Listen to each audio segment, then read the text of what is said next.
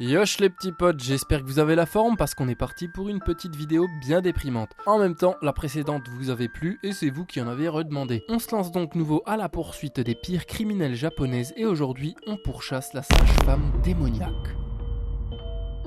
Japon, années 40. Le pays se remet petit à petit de la guerre et tente de se reconstruire, mais beaucoup de gens vivent tout de même dans la zermie. Un beau jour de janvier 1948, Gilbert et Jean-Paul, policiers du commissariat de Waseda, font une macabre découverte. Ils tombent par hasard sur les cadavres de 5 nouveau-nés. Et très vite, l'autopsie révèle que les morts ne sont pas naturelles. L'enquête se dirige alors rapidement vers la maternité de Kotobuki et de nombreux autres bébés sont trouvés. Les résultats des recherches sont horribles. En effet, 40 corps sont retrouvés dans la maison d'un employé des pompes funèbres et 30 autres dans un temple. Il est très difficile d'estimer le nombre de victimes et la durée des crimes, mais à ce jour, le chiffre officiel est de 103, ce qui est absolument terrible. Mais qui tire les ficelles de ce génocide? Qui est derrière toute cette entreprise diabolique? Les pistes se recoupent et mènent alors à une employée très expérimentée de la clinique Kotobuki, Miyuki Ishikawa. Surnommée la sage-femme démoniaque, elle explique alors son motif à la police qui n'en croit pas ses oreilles. Ayant estimé que de nombreux parents en difficulté financière auraient du mal à élever leurs enfants, elle prétend agir pour leur bien en les aidant à se débarrasser du fardeau que représente leur progéniture puisque à l'époque il existait peu d'aide sociale. Elle néglige donc volontairement les enfants de la maternité et les laisse mourir. Vous trouvez que c'est hardcore? Eh ben c'est pas fini. Elle pousse le vice à son paroxysme en monnayant ses services un peu à la manière des influenceuses sur Instagram de nos jours. En effet, elle propose aux parents de la payer pour prendre la vie de leurs enfants en prétendant que la somme versée serait moins élevée que celle consacrée à élever un enfant non désiré. Là, on se trouve très haut sur l'échelle du mal. Elle est aidée par son mari et le docteur Shiro Nakayama qui s'occupait de fournir de faux certificats de décès. Après son arrestation, elle continue sur sa lancée en accusant les parents d'être responsables de la mort de ses enfants. Aussi incroyable que cela puisse paraître, elle n'est condamnée qu'à 4 ans de prison et ses complices à 2 années pour crime par omission. Mais cette affaire a tout de même le mérite de lever le voile sur des faits similaires qui s'étaient produits 20 ans auparavant et a eu un impact décisif sur le droit des femmes dans le pays puisque tout ça a poussé le gouvernement à légaliser l'avortement. Bien, on est arrivé à la fin de cette histoire franchement pas marrante, mais heureusement, elle a au moins permis l'adoption d'une mesure positive dans l'archipel nippon. Encore une fois, j'ai glissé des blagues pour détendre l'atmosphère, mais rassurez-vous, ces cas ne me font pas rire du tout, surtout quand des enfants font partie des victimes. Quoi qu'il en soit, j'espère avoir pu vous apprendre 2-3 choses, et si ça vous a plu, alors je suis comblé. N'hésitez pas à poser vos questions en commentaire, à vous abonner et à partager la vidéo. Merci à tous, à la prochaine.